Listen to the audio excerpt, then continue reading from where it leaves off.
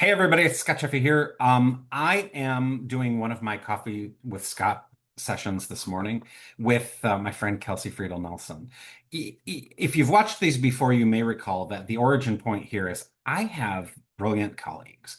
I have conversations with these brilliant colleagues, and sometimes I think after a call, God, I wish we'd recorded that because that was really interesting. I learned something, we shared, and so on. And so that's what we're doing. And Kelsey's my latest target on this. So today's topic is grad, Mhm. grad recruitment and enrollment. The the context here is that Kelsey, when I was at RNL, Kelsey led the recruitment and cultivation team for the clients that we had that asked us to do that for grad and online programs. Mhm. And so what I thought I wanted to do with her, because we've talked about this oh my gosh, years, if not months.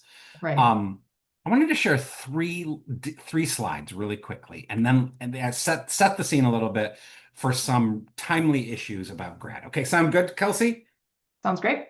And by the way, thank you for doing this. Absolutely. We've been All right. talking like this for months, so we might as well record it once, right? Yes, yes, exactly. Okay, so I'm going to share three slides. Bear with me, folks, as I do this. Kelsey, can you see my screen? I can. All right, very good. So first point, uh, if you look at 12-month rather than and fall enrollment, so that means everybody that enrolls over the course of 12 months, online students are already in the lead. 42% of graduate enrollments in the last year for which we have comparable data were taking all online coursing. Now let's look at one more thing. Age-wise, the grad population, now granted, this was fall 2023 data. That's the data. That maroon square there is the Gen Z share. Now, Mhm. it's 2025, and in 2 years, between 2 and 3 years, the second piece of the pie, those that are 25 to 29 right now, that portion of the population will also be Gen Z. So within let's say 2 years, Gen Z, not millennials, will dominate the grad market. And finally, if you've watched my stuff, you've probably seen this before, but it fascinates me. Over the last 15 years, we've glutted the market with Yeah. master's degrees.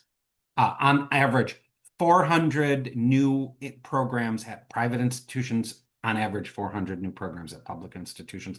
So literally flooding the zone while there has only been incremental growth in the actual graduate population.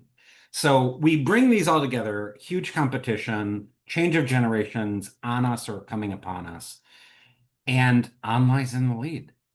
And Hmm. so then I'm going to take this off again and bring us back to the conversation. Before we get there, though, I wanted to ask you, what are you counseling or would you counsel institutions when you're talking grad with them now, in face of the demise of grad plus loans? Mm-hmm. Yeah, that's a really important starting point because obviously financing is always the elephant in the room for graduate students, right? Often they are, doing another job, they have a family to support, things of that nature. So I think that colleges and universities, for the most part, can do what we do best, which is educating students. Um, Really getting proactive in that financial literacy piece. So, the first thing that they could do is having students understand that full menu of financial options. So, employer tuition assistance, alternate lenders, which that can go either way, or even creative payment models. I think that if we can include that in the enrollment process and just really help students current and or potential students understand those processes, then they can help themselves, right? And then second, we know a large amount of these graduate students are career advancers. And so how do we work with corporate partnerships to really help support those students financially? And we're kind of that ROI piece, help them, they'll help you. So I think that those are two places that we can start as we're in the early stages of understanding what this grad plus loan is, or what the lack of the grad plus loan is going to do to higher ed. Absolutely. I think you're living it too, aren't you? Because Yeah, you're in a yeah, I PhD am. I program. am. Yeah, I'm finishing up my PhD, um, Yeah. which yeah, but I've been paying out of pocket, and again, that's that stress that it puts on, financially, your family financially, as well as, trying to understand, where you're going to pull those funds from.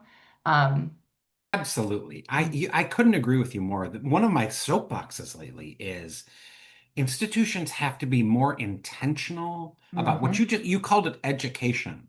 Yeah. They provide an education, and yet so often they make assumptions about what the student will know about process and all those Yeah. things.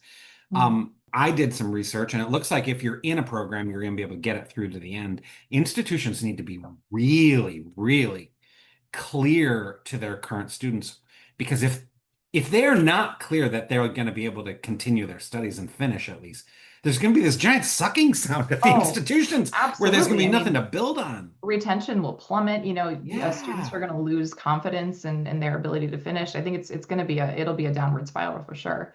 And I think that that's something too is like, as an institution, you can't sit on your laurels either. You have to dive in and understand the process so then you can explain that to your current students. And I think that it's easiest just to sit there and be like, oh, we'll wait for it to come to us. And I don't think we have that luxury right now. I think you're absolutely right. Okay, So, so now let's get back to that data. The yeah. first one was online's already dominant. So do you think that students seeking online study have different expectations than students seeking classroom right from the beginning? I know that they do. And I know I that they love do that. All right, tell because me what. my dissertation actually that I'm doing right now is focused specifically on graduate and online. And I've been doing a lot of research about what students require when it comes to technology integration, faculty relationships, and student support. And I just read a study. I so love this question because I just read a study last week about student to content needs, student to faculty needs, and student to peer needs in online education. And so it's really interesting to me that students focus more in online with student to content. If the content is organized, it's there, it's well put together. So like that pedagogy section of that, they're more fulfilled in their classes. However, there is still a subset of students and a small part of students that want that student to peer interaction. So although that they prefer online, as we're seeing, they still crave that collaborative environment. So how can we as educators still provide them that need to connect while still giving them the format that they prefer, which is online. And I think that that really lies in that whole, online students have a different mindset. Well, yeah, and then we're going to kind of get to this when we talk about Gen Z, but a lot of these students that are selecting online are working from home, right? So they're already used to that remote environment where, you and I did it for years. You can still be really engaged through a computer screen, necessarily not in the room with people. So again, these students are usually older, balancing priorities. So the online format is way more conducive to their lifestyle. But they need that flexibility and speed and that technology integration because they are now more used to it, if that makes sense. No, it really does.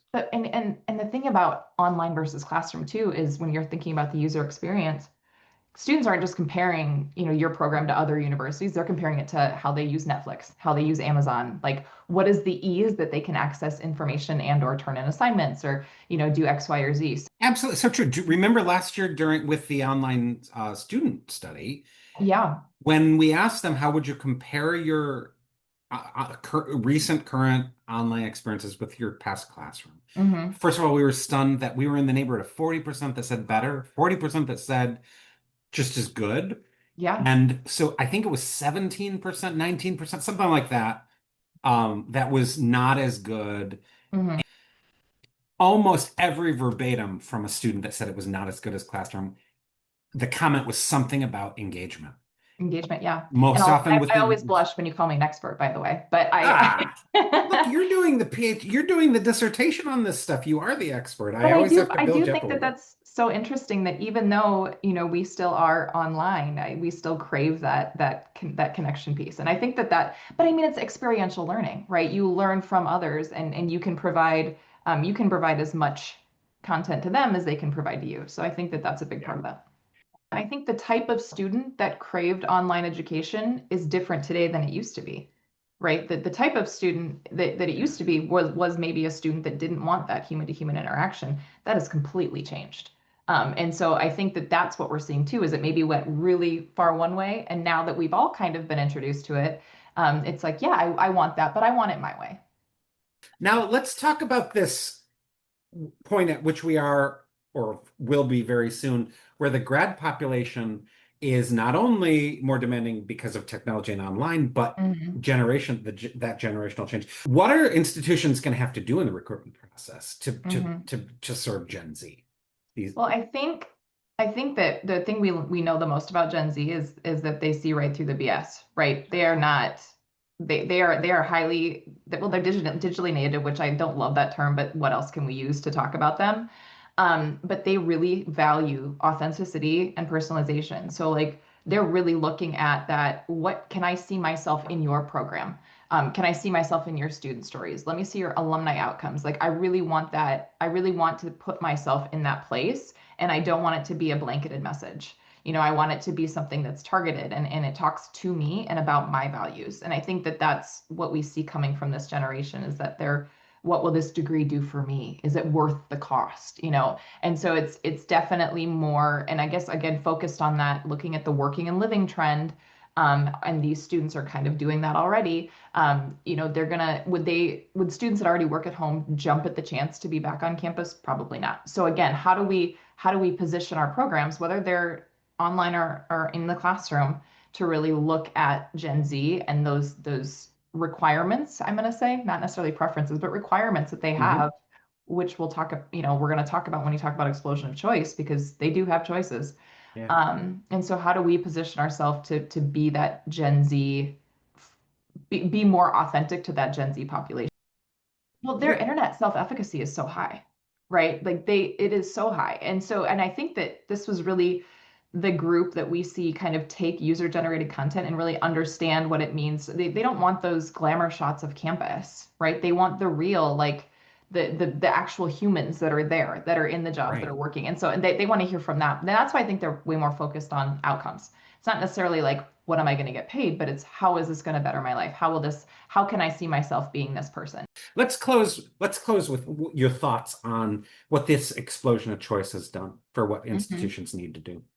Yeah, I mean, for students, right? It's great. Students can find a program that's really tailor-made for what they want. And I think that that really means that, I mean, that opens doors, right? That they didn't know existed. But it also means, like from you said, from an institutional standpoint, that means that they're competing with everyone, right? It's a really crowded marketplace. Right. I say that I said this in national conference this year. It's kind of my hill to die on right now, but differentiation is everything. You have to know your niche and then know your competitors though too, right? What are they putting out? Because again, the generic won't cut it anymore. So whether that's like a unique program format, right? We're getting really creative with online program formats. Specific pathways for careers, a strong regional presence, anything like that that'll really pull you out and you can build your clear identity as a program and back it up with those student success stories. That's what's going to make you rise above the rest for sure. I worked with you have worked with dozens of institutions Mhm. where they're doing really great stuff. They're doing very user-friendly higher education, and it almost never appears in the promotional language. Like I'm gonna go back to that lazy recruitment, right? Like that, if you look at college campuses, the majority of recruitment is focused on undergrad. You and I both know that that's not where the growth is right now, Right. right? So how do you transition those resources to graduate and help them with the education on financial aid, with differentiators, with understanding what it is that their students want, necessarily what they think students should want, right? And I think that that's the big first step that a lot of campuses need to take, is just put some time and energy into recruitment for grad students. Absolutely, exactly. Well, anyway, thank you for doing this. It was always, Absolutely. as always, a pleasure to talk shop and all the rest with you. So let's talk soon. Hmm. So, Kelsey, thank you for joining us Thank you, on a Scott. Friday. Hmm. Let us know your thoughts in the comments. Have a nice weekend, and thanks for joining me.